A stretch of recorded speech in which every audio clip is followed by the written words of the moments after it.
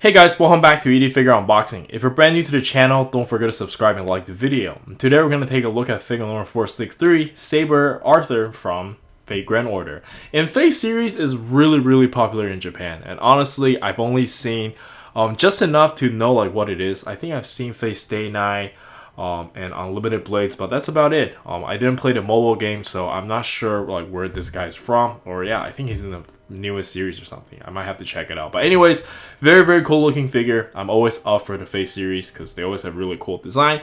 And just love the box. Here's the right of the box, and here's the back of the box. And that's not wasting any more time, and bust this thing open and see what we got.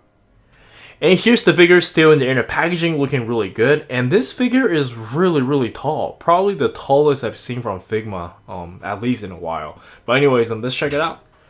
Alright, so here we have the figure itself, and as expected from Max Factory, the figure is beautifully made. Everything's very nicely painted and sculpted. I do have some minor paint issues here and there, but nothing too noticeable. For the most part, with Figma products, you're getting exactly as well they advertise. I'm talking about like the promo pictures and everything. They look pretty identical to me.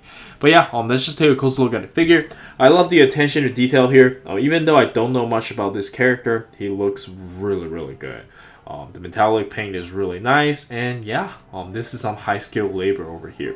And I feel like this is one of those Figma you really get a bang for your buck. He's pretty big, and he costs about the same price as some of the other smaller figures. So yeah, in terms of that, I think this is a really good figure to get. And let's check out the articulation. And for the articulation, let's quickly go over it from the neck down. And this figure should be using all the latest technology from Figma. He can look up about this much, look down about this much, and can tilt his head side to side no problem. I'm sure there's more range, it's just that my ball joint over here or my hinge is a little bit stiff. And for the shoulder, we do have this kind of like new butterfly engineering. This guy should be using all the latest technology. It's kind of like a Revoltech joint, and yeah, here's like a ball over here, and you can swing it over like this. So it gives you a little bit more range to maneuver. And you can raise the arm up about this much, which is really nice. And you do have shoulder swivel as well as bicep swivel with the Figma joint here. You can curl about this much, and you do get the ball wrist over here. And it's really nice that all these armor pieces are like floating, so it doesn't really hinder the articulation all that much. And for the ab crunch, he really doesn't have any due to the armor pieces, but we have pretty good hip movement over here. And for the leg, this is where this figure has problems, but it is exactly as we imagined.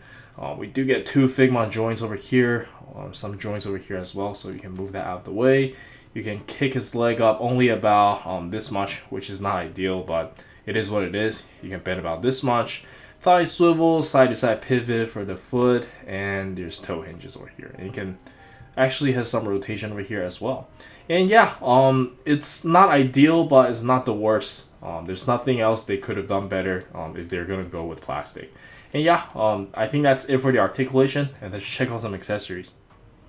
And for the accessories, we can start with the default face, and of course Figma always nailed these anime faces. And next up, of course, we get a shouting face, and it looks pretty good as well. And lastly, we have a winking smiling face, and it looks great.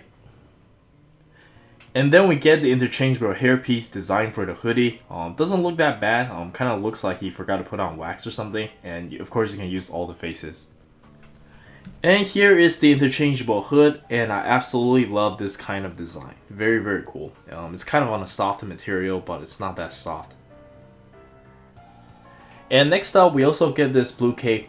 Gives you a lot more options, and I think it looks really good. It is on a softer material, but you can't really do much with it. That's the downside of not being cloth cape, I guess. And lastly, we just have some interchangeable hands, and these are pretty straightforward. I'm going to show you guys during the action posing, but we have a sword holding hand, display open hands, and just a relax open hand.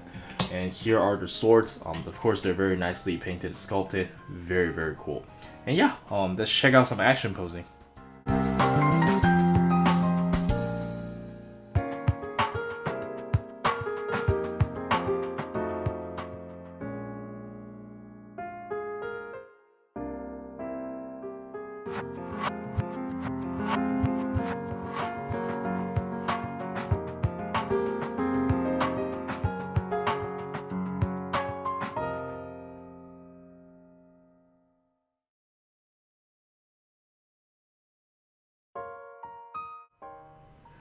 And for the size comparison, let us start with some Figma figures I have around, and I think Saber is at a pretty good size. Scales pretty well with other Figmas. And next up, we have some good old Dragon Ball figures and DRs 0. And lastly, we have some Mayfax figures. Not a lot of comparisons today, but I gotta move quick because I have a lot of figures to review. But anyways, let's jump straight into the final thoughts. Alright, so for the final thoughts, I think this figure is really good, and I do highly recommend it. Beautiful paintwork, amazing sculpt, and he does come with a fair amount of accessories. And the price tag is actually not bad for a Figma figure. He is quite big. And yeah, I think that's it from me. Do let me know in the comments on what you think. And this is Eric. Don't forget to like and subscribe, and I'll see you guys next time. Peace!